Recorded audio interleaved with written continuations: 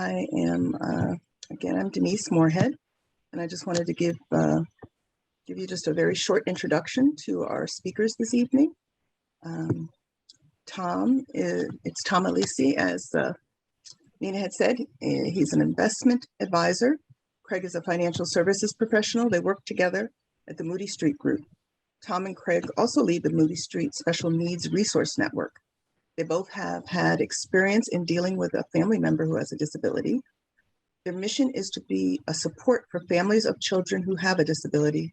The goal of the Special Needs Resource Network is to connect with as many organizations, advocates, and other professionals to be able to offer guidance and advice to those families. I promise you a really lively presentation this evening. Craig and Tom have worked with us over the last couple of years, and they are pretty amazing. They will give you lots of great information, and you're going to enjoy it while you hear this really good information. So make sure that you ask a lot of questions. You can put them in the Q&A, please. But before our speakers begin, I want to introduce you to Dr. Paul Stein. He's the Executive Director of Schools for Children. Dr. Stein has provided visionary executive leadership since 2017 for Schools for Children. On his watch, we've doubled the Schools for Children extended learning programs. We've embedded diversity and inclusion into the fabric of our programs.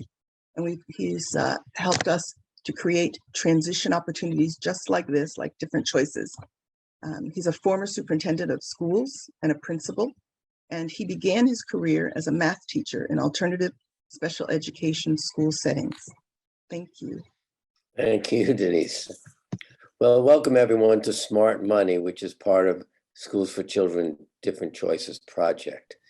Last fall, when we first offered Different Choices, we envisioned an annual college fair and college and career fair for students with learning and social emotional challenges. Based on the feedback we received from students, families, caregivers, and support professionals, we decided to expand beyond a yearly event as evidenced by this finance series. So, while it may seem that many services end when students leave the world of IEPs, 504s, and high school support staff, excellent programs do indeed exist. Finding them on your own can be overwhelming. With Different Choices, we are collaborating with wonderful partners to bring together resources and information that helps students and their families make a successful transition to college, careers, and other post-high school experiences. Together, we're also working to end the stigma associated with disabilities. Enjoy tonight's presentation and tell others about the series, which goes through May 12th.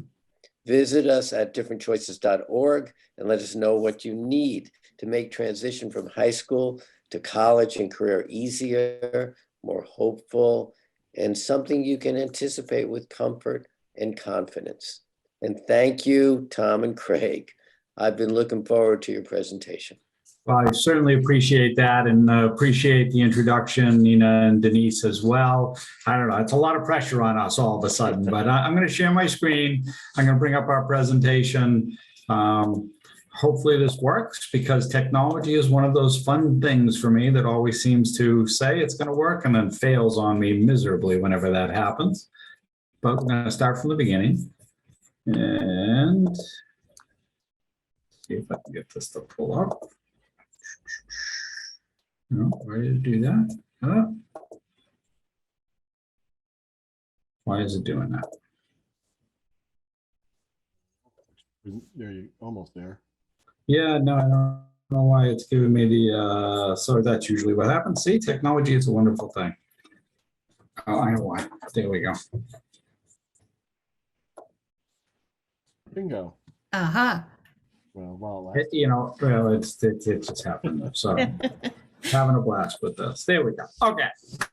Look, see, technology, it's a wonderful thing. We're getting there. So our presentation for tonight is how to save on not for the cost of college. And we'll talk a little bit about that and get a little bit more detail with it. But generally, the idea is, especially for those of you who are in high school, the transition years, trying to save now for the cost of college, that train has already left the station. So this is ways, ideas, thoughts on how to save on the cost of college tuition. And, Nina and Denise were very kind with the introduction. I'm just going to sum up me real quickly. I've been doing this. I've been in investments, financial services for 23 years now. I'm an investment advisor. It means that I act as a fiduciary whenever giving guidance or advice to any of my clients. I'll bring my co-presenter, Craig. You want to just quickly introduce yourself? Quickly, I'm Craig Richardson, financial representative, and I've been doing this for 18 plus years, and I work with families to help them have a better relationship with their money. And so Craig will be chiming in as we go along, but just so you know, for the practical purposes of this, not only do we do this, but we are living this. So for myself, my oldest graduated 2 years ago. My youngest is a sophomore at UMass Amherst. And because I'm a planner, my kids were exactly 4 grades apart. So I get to do these forms and all this stuff that we're talking about 8 straight years in a row. Craig, your kids, you're right in the throes of this too, because your youngest is graduating this year. Yeah, my youngest is going to be a sophomore at American University, and my oldest will go into her senior year at Roger Williams when she gets back from Europe. So right. So we're right in the throes of this. So just know we're doing all of this too, and on a yearly basis as we do this. As Denise had introduced us, the Moody Street Group, we're a financial services firm located in Newton. But Denise summed up the part of the firm we dedicate to the Special Needs Resource Network. So let's get into the presentation, what we're going to be talking about. Some of this will be just the current cost of college, which is, as I said, Craig and I know very, very well and very dearly in terms of dealing with all of this. Some of that, hey, I'm trying to fund or take care of this education need, but at the same time, I'm trying to pay for save for my retirement. Right. And then we'll go through some of the basics, break down what they mean, some of the terms, some of the things that might come up, and then get into some of these secrets about how to get around some of this stuff, and a little bit at the end about some ways to, ethically and morally, not the whole, student scandal thing, get into the college of your choice or wherever you'd like to get into the college. Right, Greg? Yeah, you want to play fair on this landscape. Yeah. So one of the things that's going to come up on a regular basis is FAFSA, right? So this is the free application for federal student aid. That's what FAFSA stands for. Free application. There should be another F in there, by the way, because it's actually for federal student aid. But FAFSA, you'll hear us talk about this a lot because everything starts and ends with FAFSA.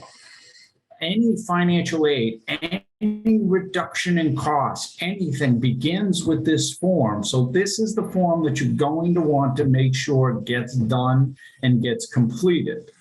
Now, there is another form, depending on the institution or college of your choice. The FAFSA mainly applies, again, it's a baseline for everyone, but really for public university, public colleges, it starts and ends with FAFSA.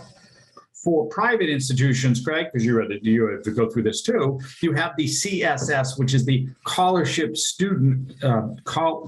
Scholarship Service application. That's most private institutions, right? Yeah, so anytime it's not a public school, they'll ask you to do CLS, and then those schools may actually have additional requirements beyond as well. So. Correct. But just know, for the purposes of trying to reduce costs, financial aid, it begins with this FAFSA form. And here's the thing with FAFSA. The FAFSA window opens on October 1st. So one of the things to make note of, so if we're talking about a student applying for the 2023 college year, you want to be filing FAFSA right as close as you possibly can after October 1st of 2022, because that's when the window opens.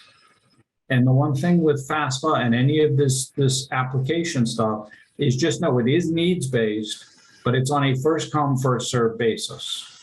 right, Greg? So it's like a limited pot of money. They're going to dole it out, but it's on a first come, first served basis. Yeah, it is. So you absolutely want to be as timely with this as you possibly can. You're going to use the previous year's tax return, not this year's tax return. And, you know, the big thing that I see a lot of people make a mistake on is they think they're not going to get anything. Yeah, and we'll talk about that. We'll go through the ins and outs. We're going to come back to this form a couple of times and go through that, because that is one of the biggest things with it. But just know we spend time here on this because it is that important to the whole process.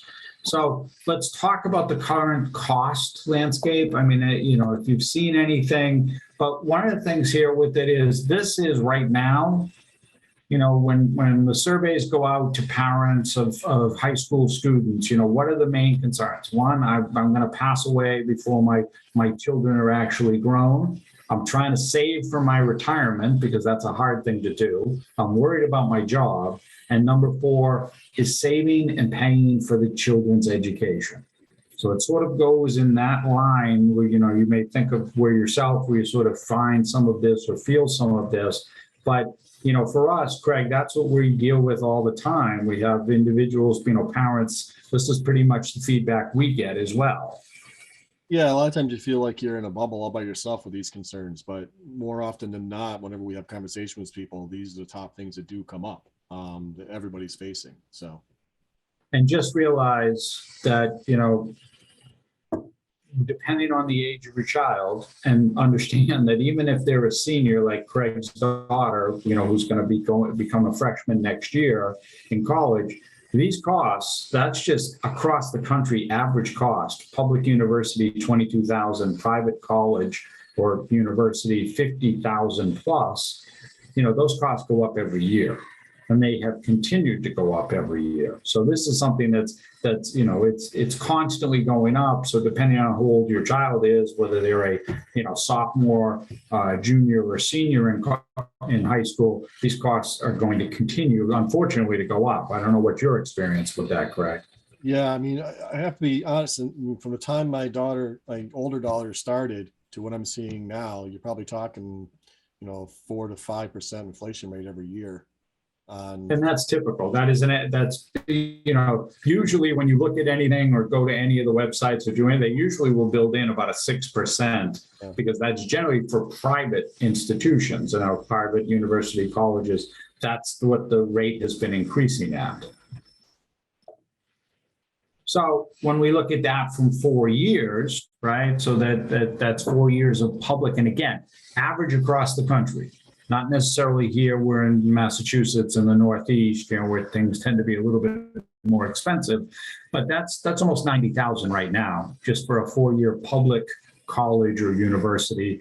And private, you're talking over $200,000. That's the sticker cost of a 4-year education right now.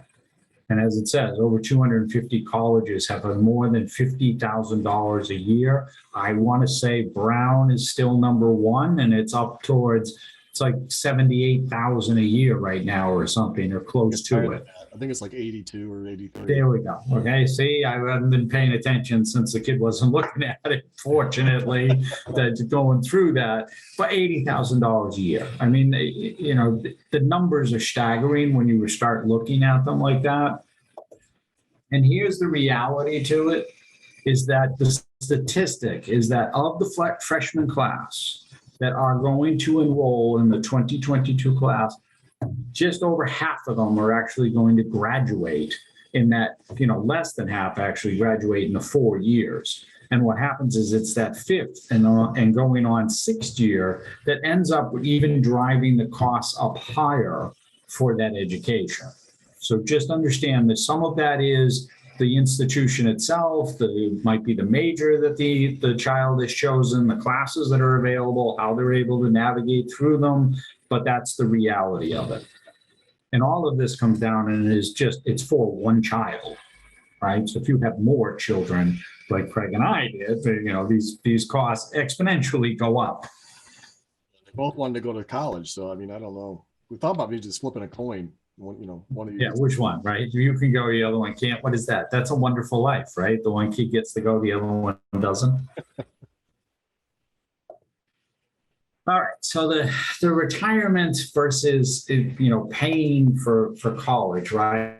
So the idea there is in a perfect world, as parents, what we want to be funding the education need of the child, but at the same time, we want to be saving for our own retirement. And it's Craig, this gets very, very emotional with families about, how am I doing this and how am I saving for this? Yeah, I mean, and I will say every family is a little bit different in the way they look at it, and I don't think there's a right or wrong way. I mean, I see some families that, want to foot the whole bill for their children. I see some families who want to have their children have skin in the game as far as, having to pay for the cost of college. I don't think there's a right or wrong way. I think once you decide which way you're going to go, it's a matter of how do you be as efficient with it as you can. Right. And the other one, and the reason we bring this up is because what happens a lot sometimes is you have parents who are then taking loans or distributions out of those retirement accounts to fund the education need. Oh, I've seen that happen. Yeah, they actually, hurt their own retirement plans to try to get their child through college. And then they're trying to play makeup. Right. Mm-hmm. And what you don't want to end up with is a situation where that has derailed your own plan. So again, this isn't like, hey, you're doing it any way you want to do it, but you just need to be thinking about how am I putting this in place and what are the steps and ways that I can do this so that I'm not, as Craig said, derailing or damaging my own retirement plan, which I've set up and saved for and built up out over time. Well, one thing we tell people all the time, Tom, that you can borrow for education. You can't borrow for retirement. So. That's true. That is very true. That is a good point. And one of the things to be thinking about and we'll get into the whole, loans and all that stuff in a little bit and talk about different ways of offsetting some of these costs and some of these needs. But don't lose hope, right?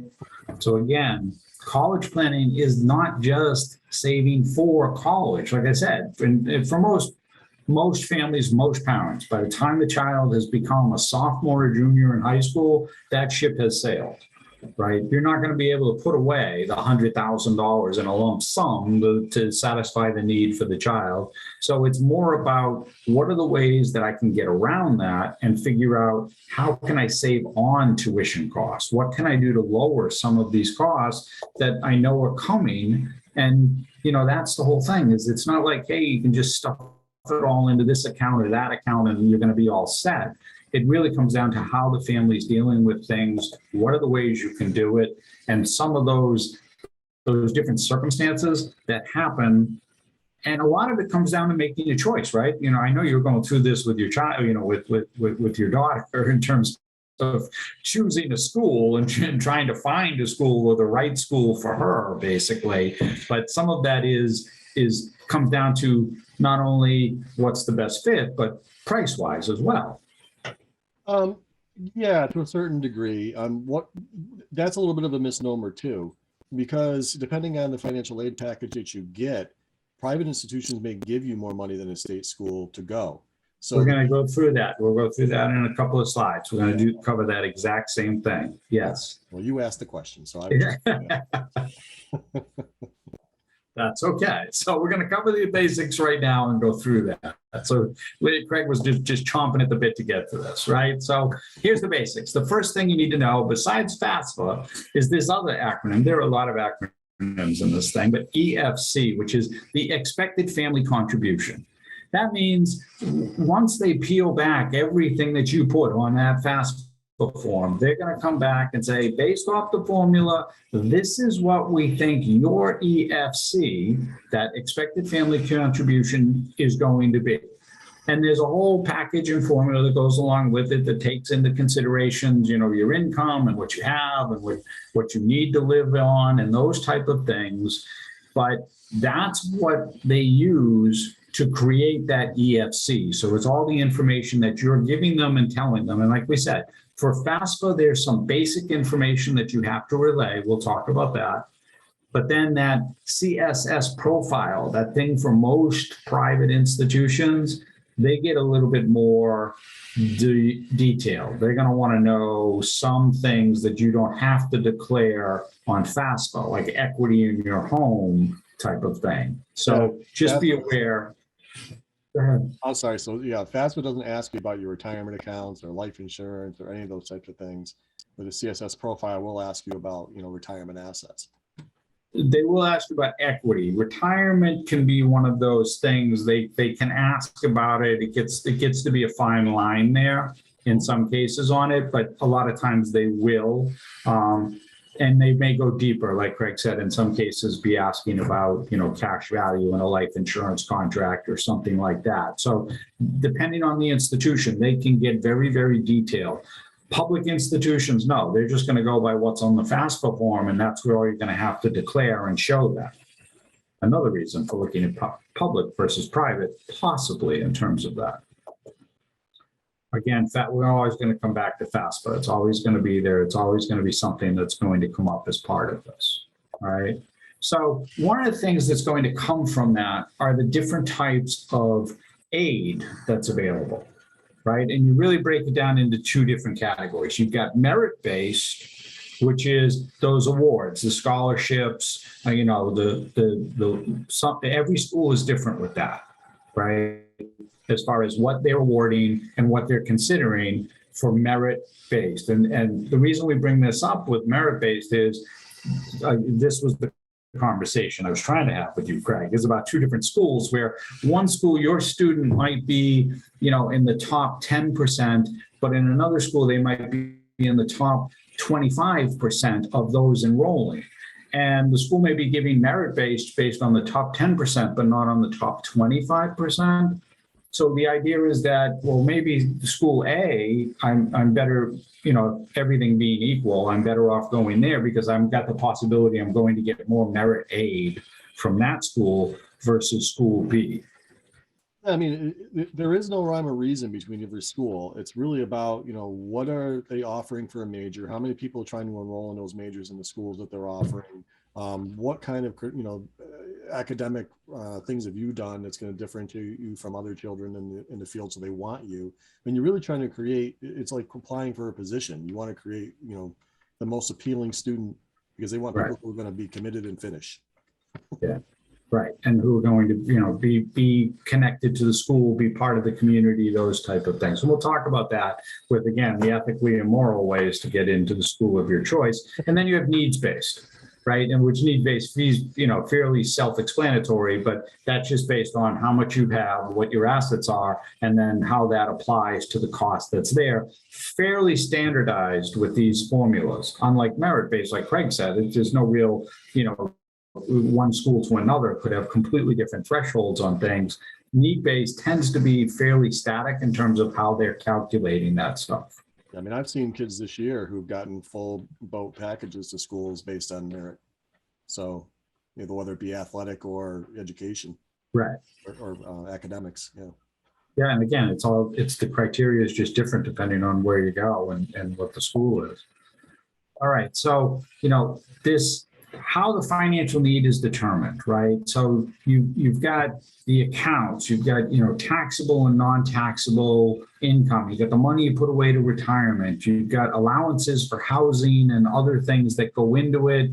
And it all sort of adds up, right? So you've got the cost of attending school. That's the tuition, fees, books, all the stuff that goes into that. And then we're going to look at what the parent's income is, and then what the parent's need is off of that income, i.e. what does it mean for you? Because they want to make sure that you can still house yourself and feed yourself, right? Because, they don't want to leave you out in the cold, though it feels that way sometimes based on the conversations with some of these institutions.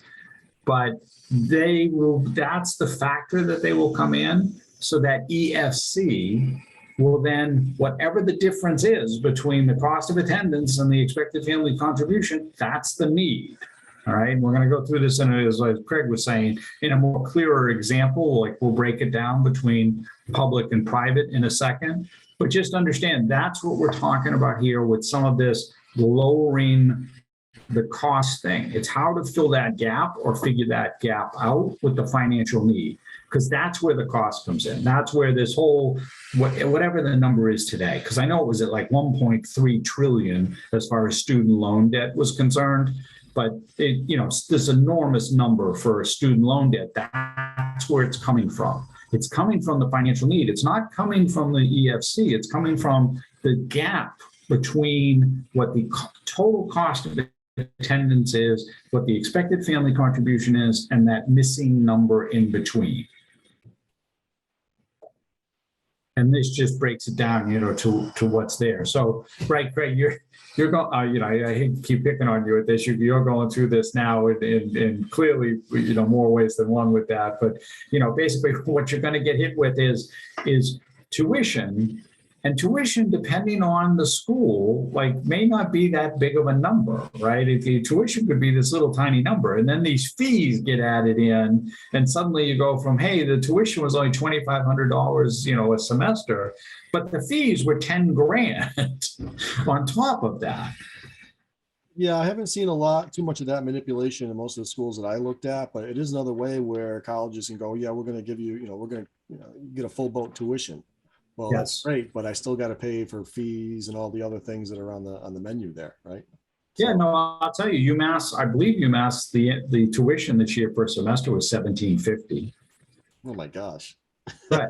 Well, no, but that's not the whole in number. The whole in number is 16 grand, but you can see where they make it all up, it's, with all of the stuff that goes in there. But, that's what it is, because they can tell you, oh yeah, we'll give you, we'll give you a percentage off or half off the tuition. Well, the tuition is only, $1,700. That's not giving you a big break there. So here's the example that we're talking about with financial. So let's say we've got A and B. Child's looking at either a state university or a private college, and both of them using the formula for needs-based say that the EFC, that expected family contribution, is going to be $15,000. Okay, so if the state university, the average again for the country is about 22,000, that means the need, that gap, would be 7,000. For a private college, we've gone a little bit upscale, a little bit, not to the high end of the world, but right in that mix there. 60,000, same 15,000 expected family contribution. That means the gap there is 45,000. Now, if you were just looking at this from purely a sticker price standpoint, well, I jumped too fast. See that this is not the actual cost for college. This is just, like the car dealer, right? This is just the sticker price. This is what Craig was talking about. Like this is just what shows up as, hey, look, here's the starting point for all of this.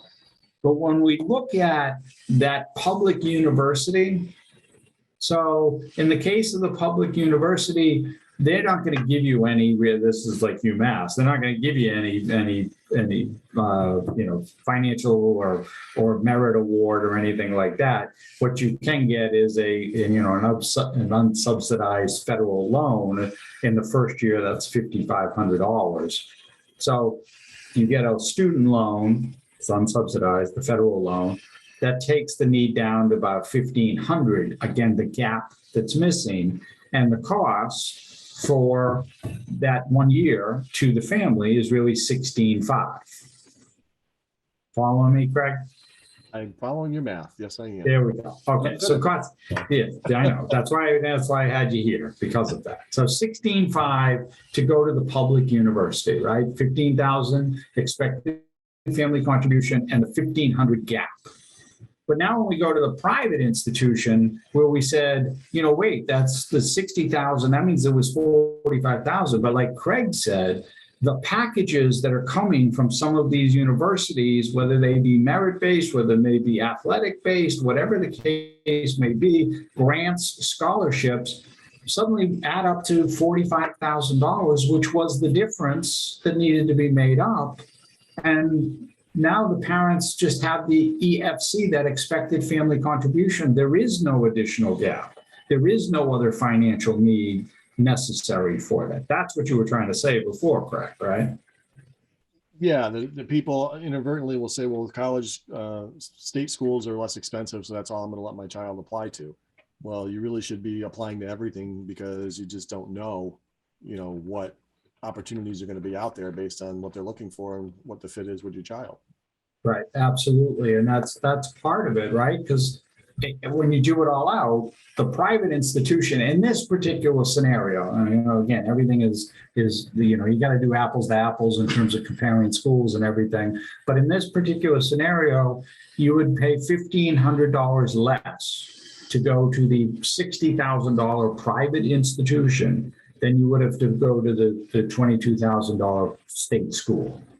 So as Craig said, it's just something that needs to be looked at, and you can't just, as he said, narrow the field down, right? So you got to really be thinking about, what you're applying to, how you're applying, when you're applying. And so this is that, as Craig said, don't eliminate the high sticker prices. Don't let that scare you off. If they come back and say, we're not giving you any aid, just so you know, that's for those, yes, for those fans of what is that, the Providence, right? The Providence College. Yeah, they won't give you anything. So that sticker price is the sticker price. That's what you're going to deal with. So in those situations, then you're backing off unless that's where you really wanted to go, in which case you're going to have to deal with a whole lot of other things. But for a lot of those higher priced, sticker priced private colleges, there is the possibility that you will get a substantial scholarship grant program to bring the cost down into something that's either close or possibly less expensive than the state school. And a couple of things, I don't know if you're going to get back to Fafsa on this one, but I just wanted to mention it before I forget. Sure. Is that one thing you want to be doing is, saving on the cost of college based on the FAFSA and the CSS profile. Make some conscious decisions if you can about what deductions or what income you're going to have, that year or two before college. Oh yeah, no, that comes up later. Okay. Yeah, no. We're going to get into all of that because that's part of it, right? And the whole planning and what you're going to do and how you're going to do that, and some of the ways around some of that expected family contribution. Yes. Yeah, we'll definitely get into that in terms of going through it. Not that, yeah.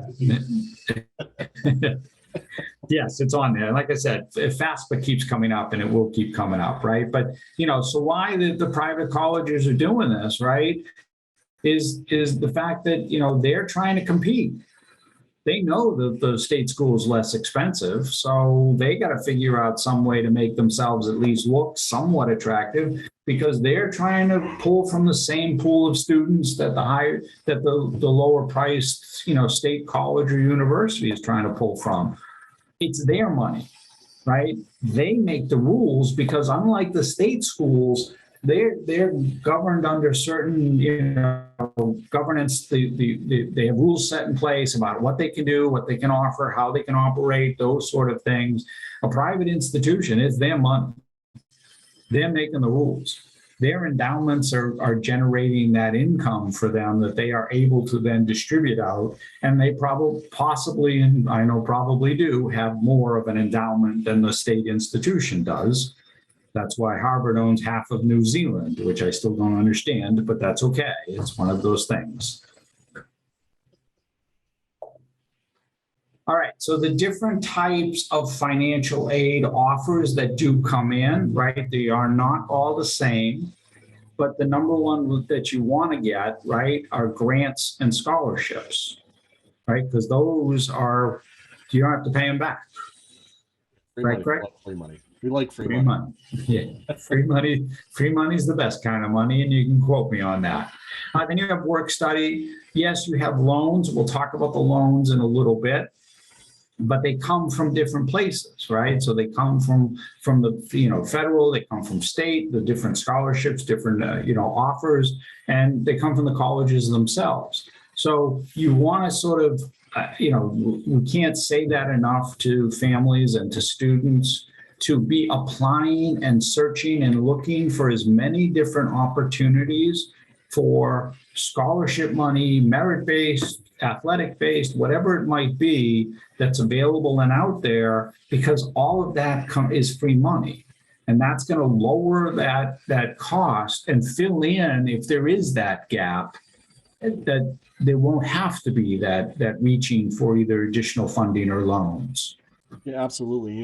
So much money is left on the table when it comes to this too, Tom, because there are so many different types of grants and scholarships out there that, you can apply for. I mean, and it may not be huge. It may be a couple $100 here, a few $100 there, but it all adds up. And it's just a matter of taking the time to fill out the applications and do the reports and just turn that in. And like I said, so much of it goes unclaimed is because people just don't bother.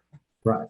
Right. And that is a big part of it. And it does take a little bit of time, does take a little bit of effort. Believe me, I know. As I said, I've been going through this for 6 years now. I still have 2 more years to go, in terms of coaxing and getting them to apply and do all the things they need to do. And see, in the case of some of this aid, there's ongoing responsibility. It's sort of a requalifying process where the child either has to maintain a certain grade level, has to reapply FAFSA. I've got to file FAFSA every year. And I've been, like I said, been doing it for 6 years now, and I've got 2 more to go. So I'm going to continue to do it. Craig and I sort of bounce back and forth. Like after October 1st, we're texting each other like, did you do your FAFSA yet? Did you take care of that? So just something to remember. It's a process. There is effort, but the reward ultimately is the lower cost and less money being paid out. So some of the secrets to reducing these costs, this is sort of the buildup for everything. So like we said, and as Craig just said, free money, right? So the idea here is can we get as much of the free money as we possibly can qualify for? And, that's looking at those merit-based scholarships. We just talked about that. Need-based financial aid, if you don't file FAFSA, you're never going to know. You can't get any of that financial aid or any of that stuff without filing FAFSA. So that's the number one takeaway. If we don't say it 5 more times, I'm going to be surprised in terms of going through this, but that's the idea.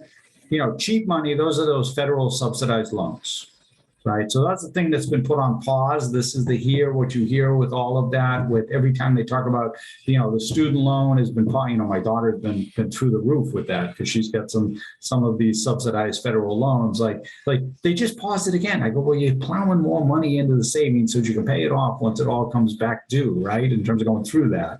But private loans, no. Real quick, why don't you tell the difference between a subsidized and a non-subsidized loan? Right. So, in going through that part of it just means that you're on the hook for a certain period of time, right? In terms of dealing with the subsidized loans and going through it. Unsubsidized, it's your word, basically. You're just there, and there's nothing really holding them in terms of going through that. Well, for subsidized loans, actually, you're not paying interest while you're in college. Right. The government's paying that piece. On a non-subsidized loan, the interest is accumulating the entire time you're in school. And sometimes you actually have the option to pay the interest while you're going through, so you don't have a bigger principal when you get out. Right, as far as being hit with it at the end, and then you can roll them up from there if you choose to, in terms of going through it. Correct. Yep. Yeah. Right, and going through that. And then you've got like we talked about, the shortfalls, so that's where it's filling in, like, all right, we've used some or all of what we were expecting to pay for this expected family contribution, our college savings, whatever we put away. But now we need other money. And this is where it sort of gets into, maybe it's family members. We deal with a lot, right, Craig, where equity lines and equity, home loans, those type of things get used. Like you talked about, borrowing for college is different. Yeah, I mean, we talk about good and bad debt. In college, debt being good debt because you're using it to get yourself into a better position later in life. You're going to have there is absolutely a correlation between the amount of education that you have and your salary later on. So that's why we correlate to being good debt from that perspective. Right. And then you have private loans, which again are different than federal. The rates, depending, can be lower in some cases, but some of this, the waiver and some other things don't apply to private loans. So anybody with private loans right now have not been paused. You're still paying private loans versus the federal loans. A plus loan, that's a parent loan. That's where you're on there as the primary, essentially. The only reason that we ever might suggest this with it might be with older parents, not to wish ill will on anyone, but one of the things with a plus loan is that upon death or disability to the parent, it gets waived. The loan goes away. So one of those things that does happen with a plus loan. So if you're a younger parent, that's not necessarily going to be in your best interest because you're going to probably carry this thing. And we have these conversations too with people into their 50s and 60s carrying some of this debt. Just so you know, the free money too. Some people ask me, where do these grants and scholarships come from? Go to your guidance counselor at the high school. A lot of times you'll have a lot of sources of different scholarships that you can apply for. Yeah, and like Craig said, there's literally thousands of them. And depending on what you're trying to, some of them get very, very specific. If you're going to veterinary school or in Massachusetts or whatever, can get very, very specific. But that just, whittles down who's actually applying. That's why Craig said for a lot of this, the stuff gets left on the table because one, they didn't either know it or didn't find it in time to apply for it. Some of them have deadlines in terms of the application of when you can put that in and apply for coverage. The other piece too here is work study. Sometimes that'll be rolled into the package with a school as part of the whole package. Right. It allows them to make a little money while they're at school to help pay for school, but it's guaranteed work that they're going to make at least this much. They could make more. And it's really easy work. I mean, it's basically they're working and studying at the same time. Yeah. Yeah, no, it is a good point. It was brought up in the other screen that work study is one of those options that are available and that can be used. And again, like Craig said, it can go to apply to lessen that overall cost. So could close the gap down on it. And clearly the idea is that you're looking for strategies that are going to increase the free money versus take on anything else, because that's where the debt comes in. And that's where the gap happens. So this is what Craig was talking about. See, I brought the slide in for you. This is it, in terms of, so the idea with financial aid, right, is you want to make any of these moves, and we'll call it that because I don't want to get too deep into some of that stuff. We'll go into the assets themselves in a little bit, because we always get asked that question: where can I hide money? How can I hide this money, or what can I do to get around that type of thing, right? So one of the things that you can do, right, if you're not fully maxing out your retirement contributions, you can max out your retirement contribution for a given year, because that will reduce your income. Retirement, like Craig said, is not looked at on a FAFSA form. So increasing the amount that's going into your retirement plan will help, but you've got to do it before you file your, because if it's in the year that you're actually applying, they will look at that as a problem, right? So you've got to have done that the year prior to making the application done is the issue there. A little bit of forethought there. Yes. Go ahead. The other thing too is, let's say if you have investments that are getting capital gains, you may want to parlay those for that year. So you're adding to your income. Like look at those types of things that are going to add to your income that are going to make it, increase your family contribution. Right. Have a talk with your accountant ahead of time. Yes. But also be understanding everything that's needed. So, I got to tell you, 6 years in with FAFSA at this point, I'm fairly confident in terms of going through and I have everything down in front of me when I'm doing it, but I know I still end up, wait a minute, I needed this thing, or it's going to ask me for that type of thing. So it's just going through and having that. And then when you're looking at the schools will actually give you some of that indicator. Here's what we give for aid. Here's what we've awarded in the last year type of thing. They do have that available to sort of give you an indication of what that's going to mean for you. And so, it's more of this, as Craig said, this forethought, this planning, be prepared, have it in place, understand some of the rules to doing it.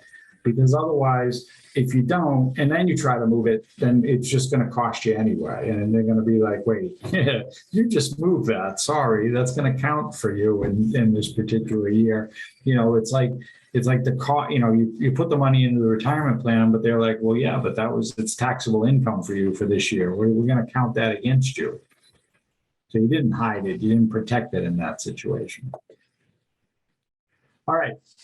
So one of the things with it is also this whole thing about gifting money. Like, you know, the Nana wants to be a good soul and give money to Johnny for school.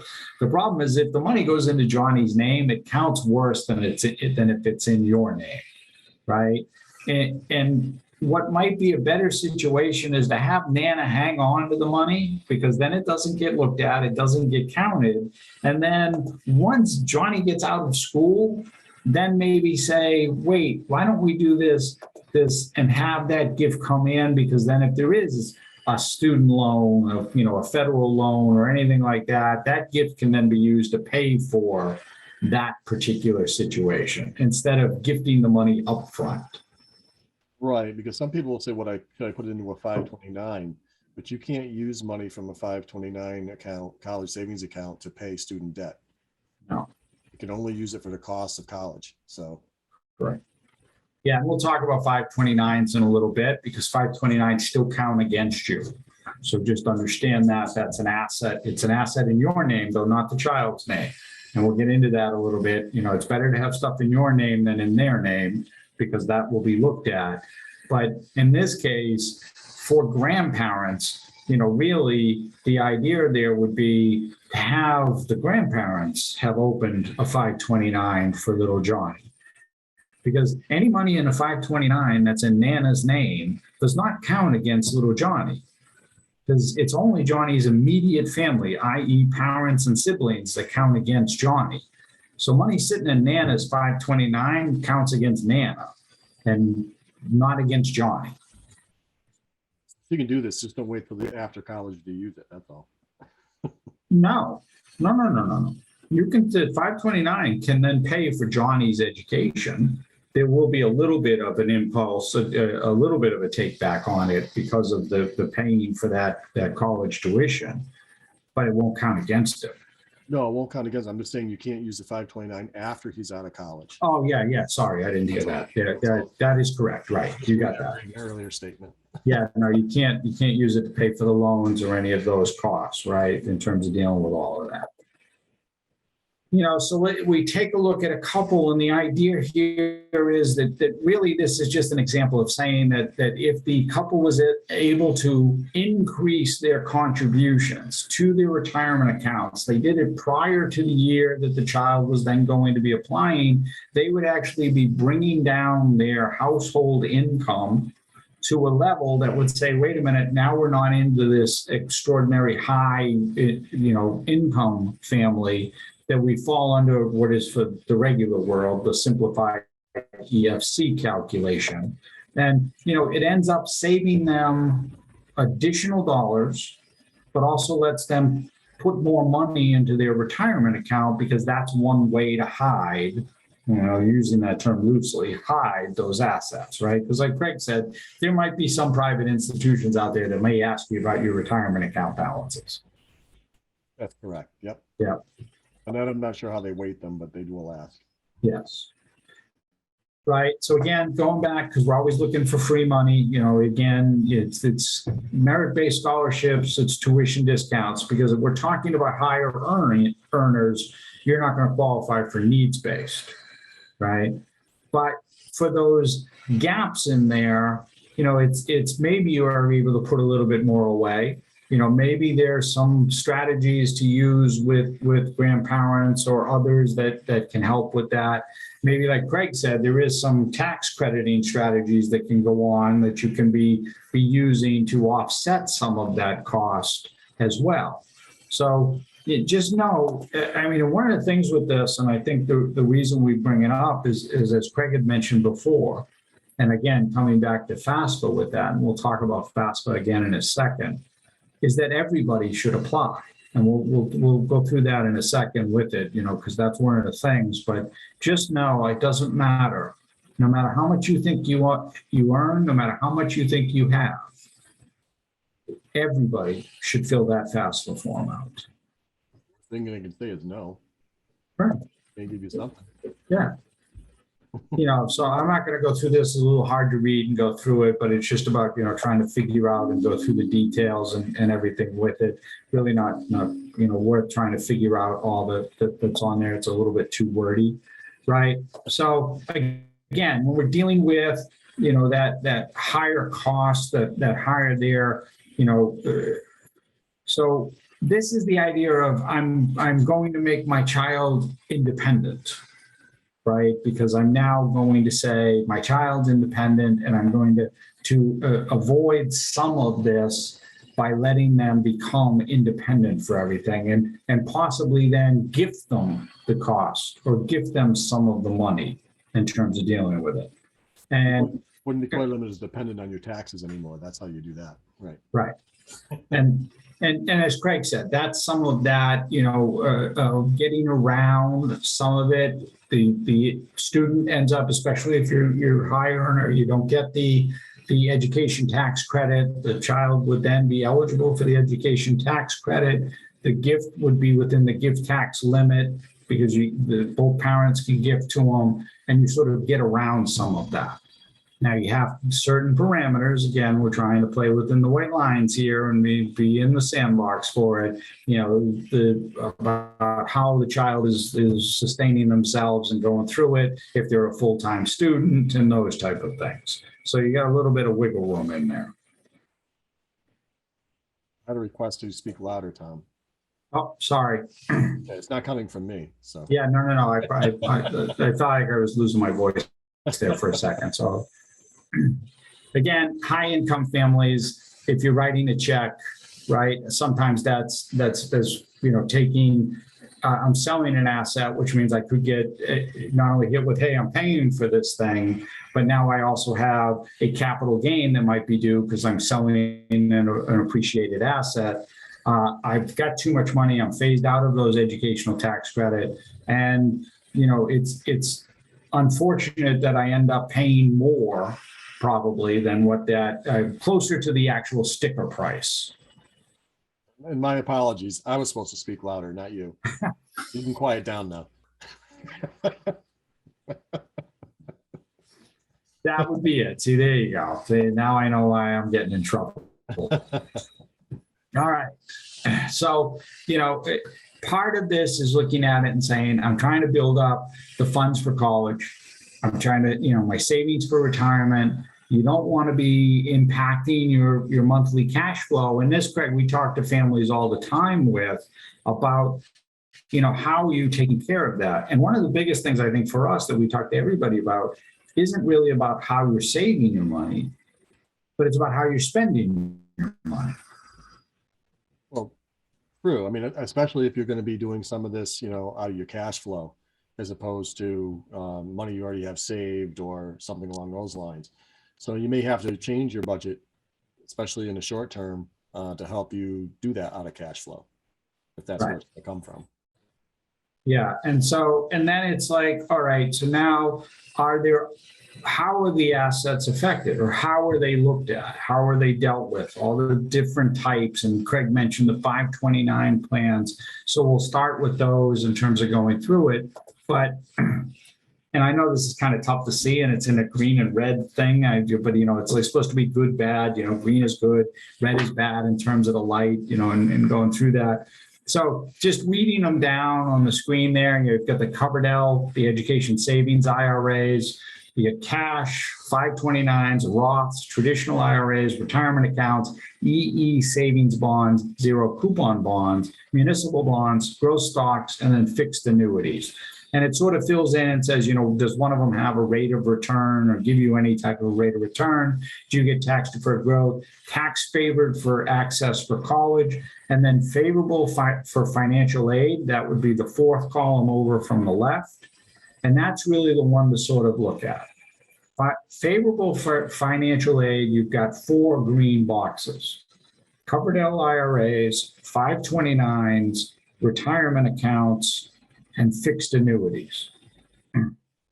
Those are all favorable for financial aid because they are in either your parent's name or in the case of retirement accounts and annuities, they are off the books as far as Fafsa is concerned.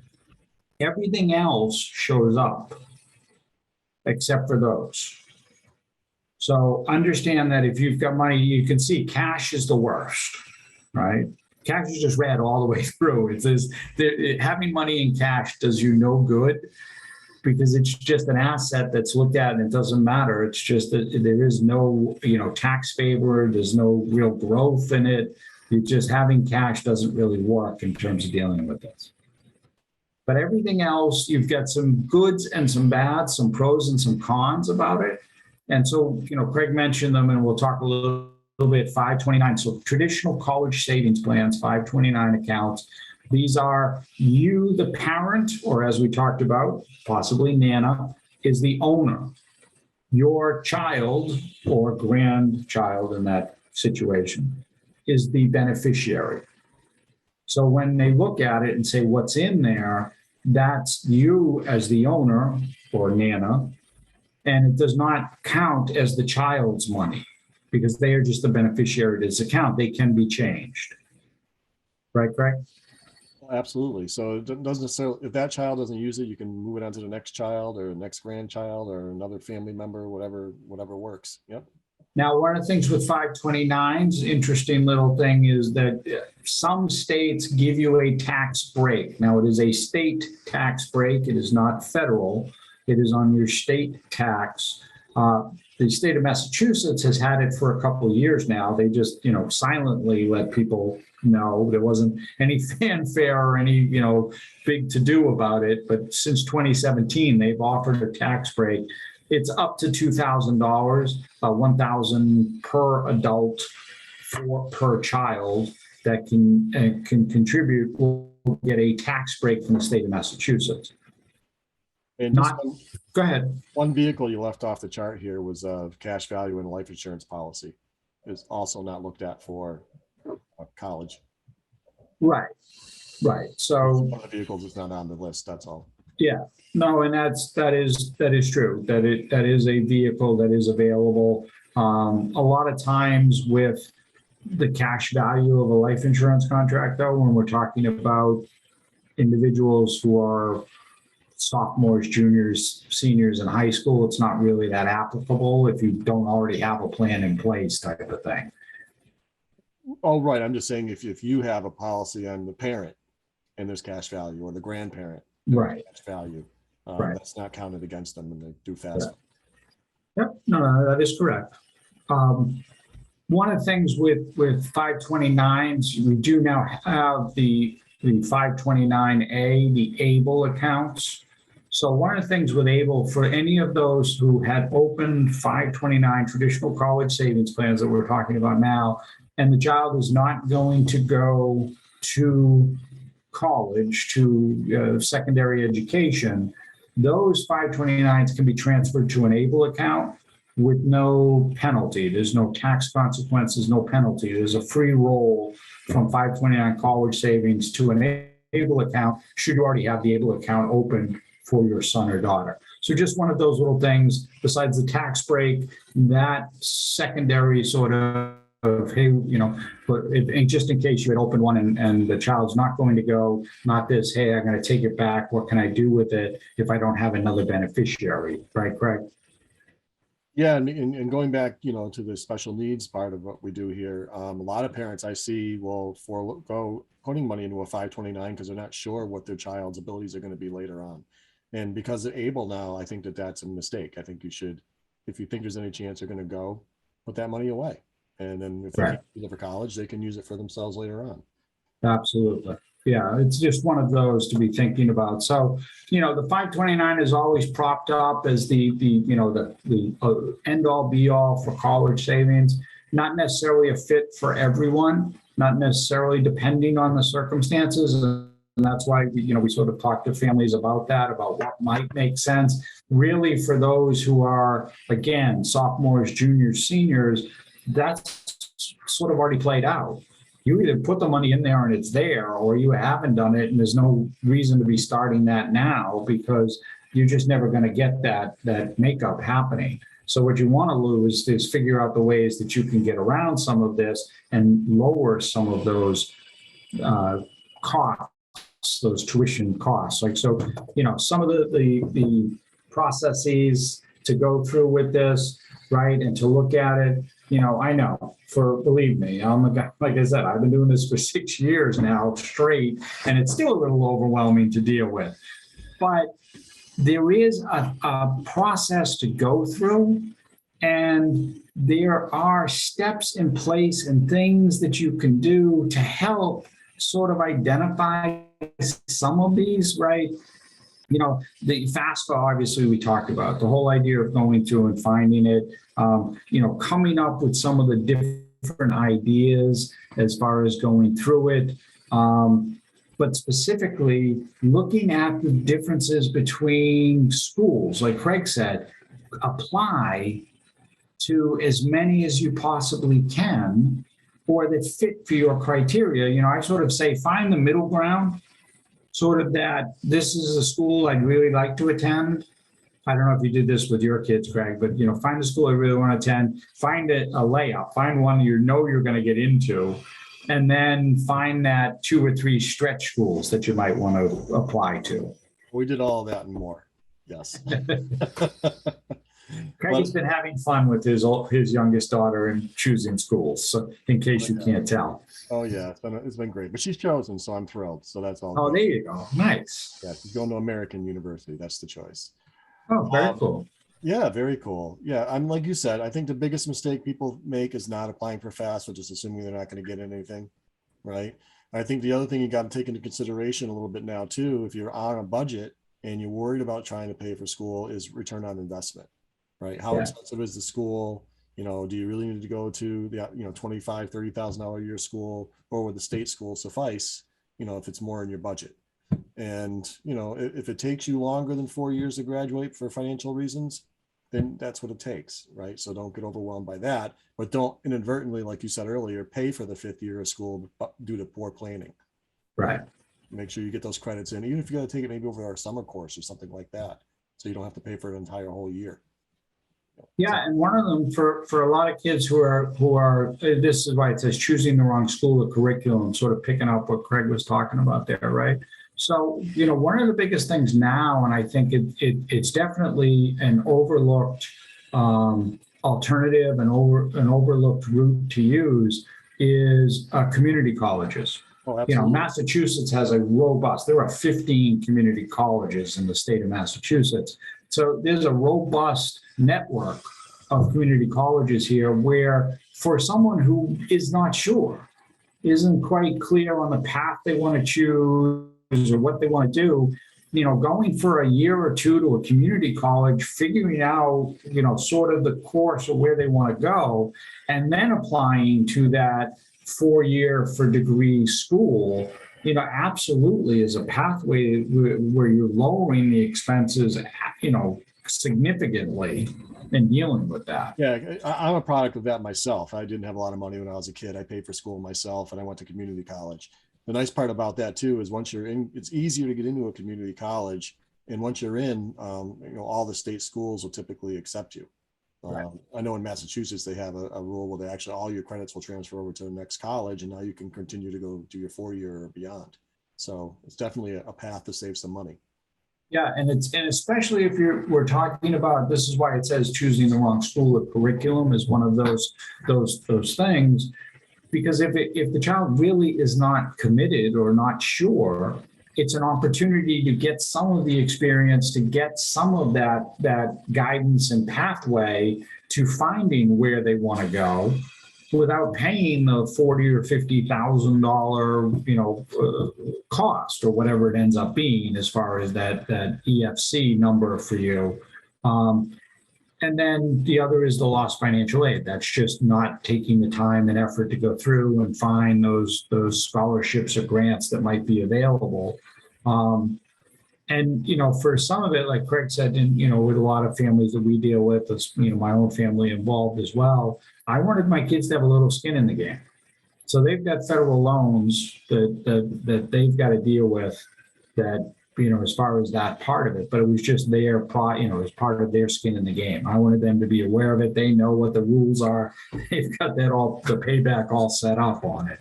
Right. And then that's, like I said, every family's got a different way to do it. I mean, I know another way that, I almost did when I was then is the GI Bill, another way to get money to pay for school.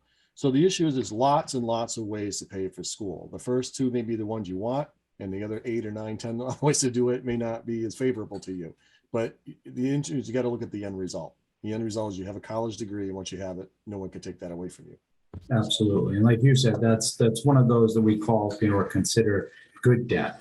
And so, like we said, we're beating this up a little bit, but the idea here is that everybody should apply. And that means everybody should complete the FAFSA for your child. I don't care how much money you make. That's mistake number one, thinking you make too much money. We're not understanding the formulas, like how that's all calculated, picking the wrong schools. We just sort of talked about. That's where, maybe it's a parent wanting the kid to go to their alma mater when the kid is not a fit or wanting to do that, right? So, just understand that there's a part in all of this that really sort of tries to connect all those pieces for everybody.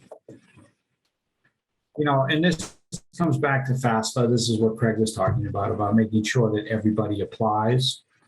That it is just that basic of a thing. I told you we'd say it 5 more times, right? So that's what's where that's like, or the Beetlejuice, right? But it is. If you take nothing else away, just know that October 1st, the FAFSA window is going to open. If your child is going to be in any type of secondary, college, university study in 2023, you want to apply for FAFSA, for the free application for financial student aid. All right, so the last one here is with, these ethical ways. This came about because of the whole, scandal with the bribery and trying to get kids into school, right? So like Craig said, they're looking for students that are engaged, right? And that just may be like you've got an interest in the school.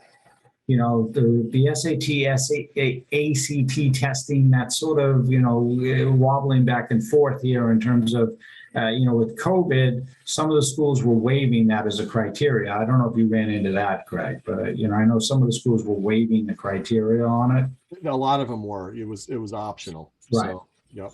So we'll see where that goes and where that comes out, but we talked about that broad range of schools. Right. And it's not so much just a broad range of schools that are local. When we say broad range of schools, we may go outside of a, say, 200-mile radius, because the more you go outside of that radius, the more you're an unknown or wanted quantity. You're now not part of their pool of applicants that they're getting on a regular basis. You're somebody who's different. And so you become, as Greg said, a little bit more of an uptick or a little bit more of a wanted student to a school that might be outside of a certain parameter to you.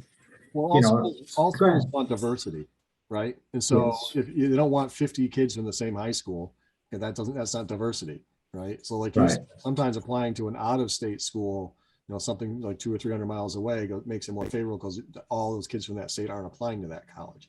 So it gives you that. Absolutely. And one of the things that's on there, you got to face it, it's a reality. Social media, if you're posted, they're going to look at it, just so you know. They're going to look at all your social media. So be careful with your social media. Make sure you're not doing anything that's outlandish or crazy or, insensitive in any way, shape, or form. That's just standard operating procedure for everybody. You wouldn't want to see it on the news that night. Don't put it on the page, right? Involve parents, right? Parents involve the student. Make sure it's a discourse. It's a conversation that's happening amongst you, so that you're all coming to it. The feelings and what they're looking for. It's like I said, my younger is at UMass Amherst. She didn't want to be in the city. We're not going to be comfortable trying to put her in a college or university that was in the city setting. Wasn't in her mind where she wanted to be. So if I was trying to do that, it would have absolutely failed her. So you got to have that discourse with the child be organized, like we talked about, the forms, the necessary things. I know I don't remember what those, you just went through it, Craig, that whole, what is it, Naviance? What is that thing? Oh, yeah, right. And the college boards. Yeah. Yes. Well, it's nice because you do FAFSA once and all the schools have access to it. So you're not doing it for every single school they apply to. Right. But so all of that stuff, and then like Craig said, most high schools or high schools, you get guidance counselors and ways to go through that and help you get through that in terms of guidance and all of that stuff. But it's important to be organized with it. Right. And from parents, you don't, while you do want to put it on the child, to have the child, be active in doing it, but you also want to put a little bit of a checklist on there to make sure that that stuff's being done, so that you don't get to the last minute and then realize, wait, the applications were due tomorrow and nothing's been done yet. Yeah, in this case, the squeaky wheel gets the grease, right? You want to be on top of everything. Like I said, if you haven't saved for college, saving on college means you need to really be on your game now. So yeah, and absolutely, and that's part of what we try to do. Craig and I, we understand the road zigs and zags. So what we try to do with every family is try to help them sort of plot out that road ahead, avoid some of the potholes, some of the speed bumps that are going to come up along the way. The way we do that is we put together what we call a roadmap to financial awesomeness. This is a visual tool that just gives you an overview of where you're at, where you can be, some of the pieces that might be in place, some of the pieces that you might want to not have in place when dealing with this. And, for anybody who's interested, we offer it as a complimentary consultation because you sat through the webinar this evening. It's something we do with the Schools for Children. All you got to do is type yes into the chat box. Craig, you got the link? In the chat box right now, my friend. So you can tell he's done this once or twice, right? So Craig just dropped the link in there. That's a scheduler. If you want to copy and paste it, or if you just click on it, it's going to open a calendar and you can book a time that we can have a conversation. We'll just answer any of the questions that you might have, what's important to you, what you're trying to figure out, and then see if this makes sense for you. One of the other things that we do offer is we have this guidebook. It's pretty much a walkthrough of some of the topics that we talked about here, which is just how to save thousands on the cost of a college education. So it sort of sums up a lot of this webinar. And if you're more of a reader than you are a visual person, it's a nice little tool. But you can shoot an email to us, or you can reach out to either Nina or Denise, and they can let us know, and we can get that over to you. This is Greg and I in our more formal attire. Yes, those are TB12 jerseys, and God bless, not only did he retire and then unretire, but now Fox has offered him like $1 bazillion to be a sportscaster once he stops playing football. We will retire the jerseys at that point. We kept them because he's the greatest of all time, even though he went to Tampa. We do some presentations, some workshops in those jerseys. We're out and about with them. They say Moody Street on the back. They don't say Brady. But then he retired, and like Craig and I didn't know what to do for all of 3 or 4 days. Then he unretired, and we said, okay, we'll go one more season, and we'll figure out whether Mac Jones is the thing or not. We need to update those jerseys. But that's our contact information from there. And now we come to the Q&A part. So if there are questions, please feel free. I don't know, Denise or Nina, that's you guys are going to take over at this point, or what do we want to do? Sure, I'm happy to just share the questions with you. This is Denise. The first question we have is, how would you declare independence for Fafsa later on? I can never say that. Yeah, no, I know it's tough, right? So it's one of those that FAFSA things. So that's a tax thing, right? You're deciding not to claim your child as a dependent on you. That's what Craig said, and that's just so you know, I know the person who asked. They're most of the audience is students tonight, and this person does her own FAFSA because her parents are immigrants who don't do FAFSA. So she's asking how does she declare independence so that she can then not have to involve the family at all next year, basically. Right. So then you would just be claimed. You would not be claimed as as a dependent on your parents' tax return. You would then say, when you're filing your tax return, I'm an independent. Nobody claims me as a dependent. They would not be claiming you anymore. That's a conversation with the parents to do that. So you would be turning your own tax return into FAFSA, not the parents. And I know there's a space on there, but I don't have the forms up in front of me, so I can't tell you exactly where. But I mean, I did it myself when I was 18. So Yeah. Yeah. I mean, it is that basic of a thing where it's you're filing your own tax return. Now you're an independent. You are no longer claimed as a dependent by your parents. Thank you. Another question that came to us very early. How much financial aid do you need? Do you need a lot of it? Do you need a little of it? That really depends on where you go, right? So just like we said, depending on the school, if in the case of that private university that I described in the example, the 60,000, well, if they didn't give you that 45,000 after that expected family contribution of 15, they only gave you 15, then you'd need $30,000 more you'd have to come up with from someplace. So it depends on what that expected family contribution is going to be, and then what's the gap and how much they're going to give you for aid. In that scenario, the one I gave you, they were giving you $45,000 of financial aid. They were pretty much filling in the gap. Doesn't happen in most cases. Most cases, it's a percentage of that. Usually about somewhere between, Craig, what was your experience? Like 40 to 60% of that. the expected family contribution? No. The financial aid coming from the institution. Oh yeah, it was definitely. I didn't see too many that weren't at least 40%. So. Right. But not the whole 100% package like we described in the example. Well, like I said, I've seen people who have gotten 100%. Yeah. No, it can happen, sure. Yeah. Right.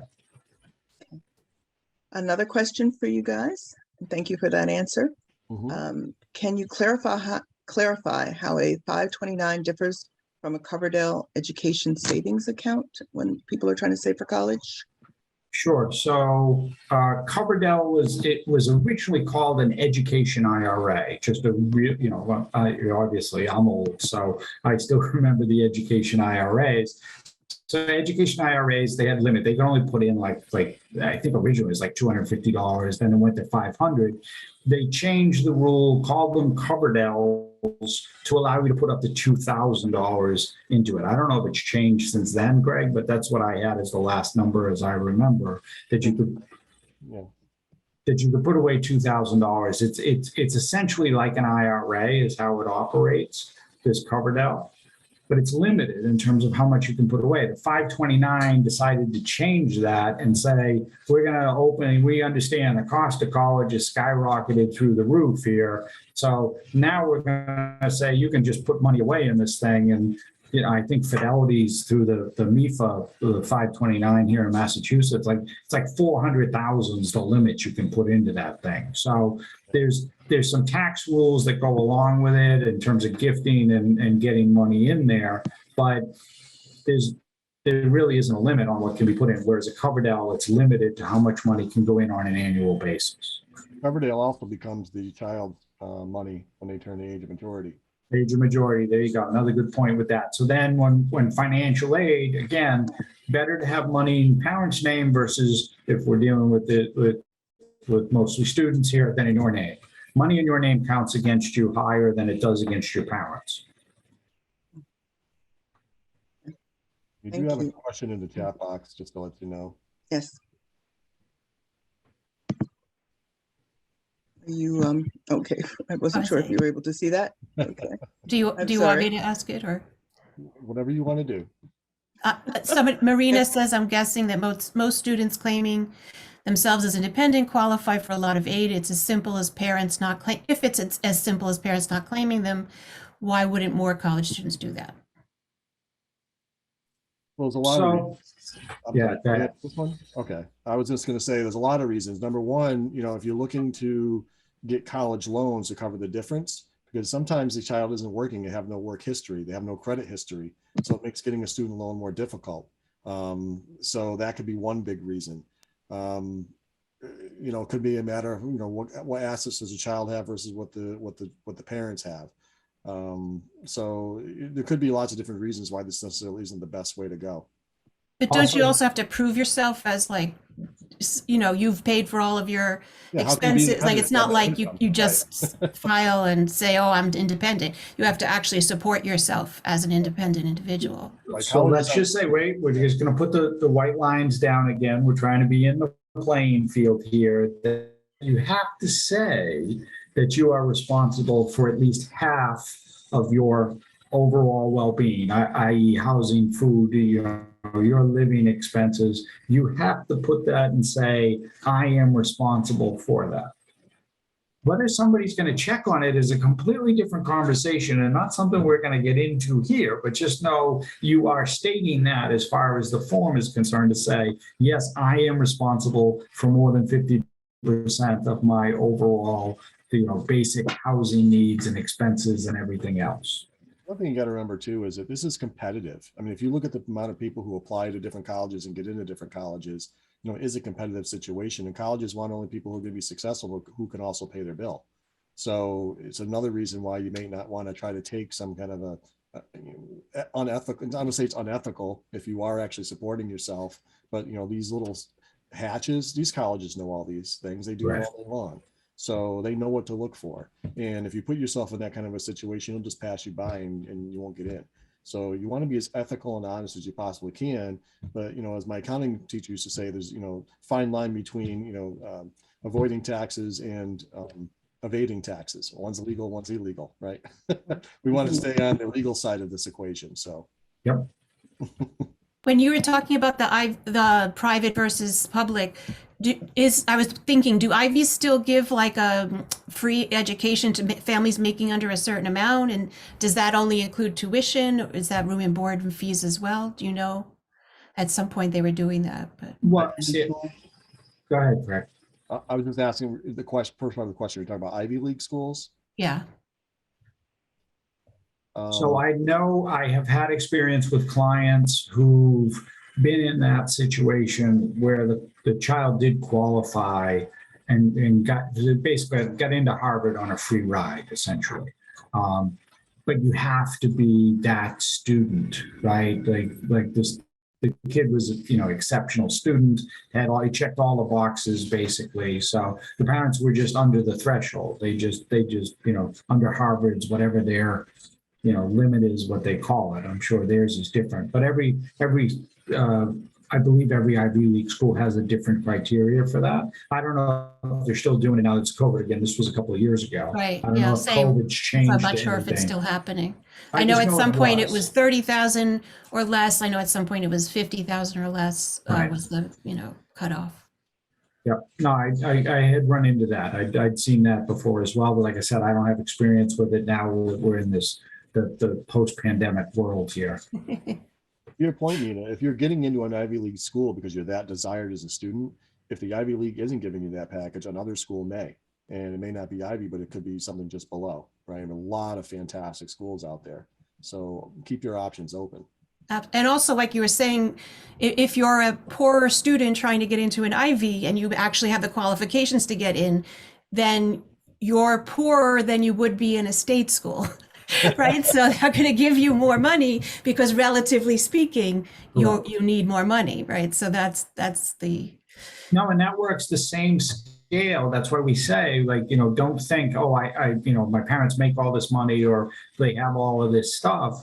Like, relatively speaking, that depends on who you're applying against, right? So, like we talked about with the cost of Brown or Providence College. Providence College is like $75,000 a year, by the way. So, it's another one. That's like crazy. That. Yeah. So, but the other families that are applying might be 2-3 times the stuff and income that you have. So you may be on the lower end. You don't feel it. You don't think it. That's why we say, do the application, the FAFSA application, and apply to schools that you think would be a good fit for you, and then see what comes back for the offers. Because that's another part of it. You can play some of those schools off each other. Like, I'm getting a better deal over here. Why can't you match this type of thing? The best thing you can do is make yourself as desirable to the schools as possible. Get your grades up. And the other thing too, we even talk about is AP classes. Sometimes you can get college credits before you even get to school by taking college type courses in high school. So, but like I said, make yourself presentable, take your time, do your essays, reach out to the schools, show interest, and just try to make yourself, get yourself as high up on that list as you can. Yes. Yeah. Thank you, Tom. Thank you, Craig. As always, this was a wonderful presentation and an opportunity for us to learn an awful lot and to, finance, for many of us, financial stuff can be really scary. I'm putting my hand up. I'm one of those folks, and you make it so accessible. So thank you so much for doing that for us. So yeah, absolutely. So I just want to make sure everyone knows we have one more session in our Smart Money series. It's going to be this Thursday, the 12th. We also want to, and we've got the, where you're able to register. Our last one is on credit score and making sure that you've got your credit in order for financial success. Because that is really key. These gentlemen will tell us, very key for financial success. Credit score matters, absolutely. Your credit score matters. You got to take care of it. Yeah. We also want to make sure you know that I'm hoping that Craig and Tom will be back with us in September.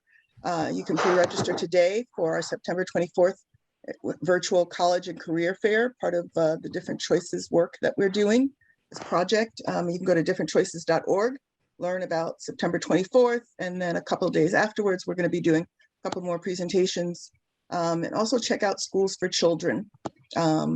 Schools for Children, where you had a chance to hear from our executive director.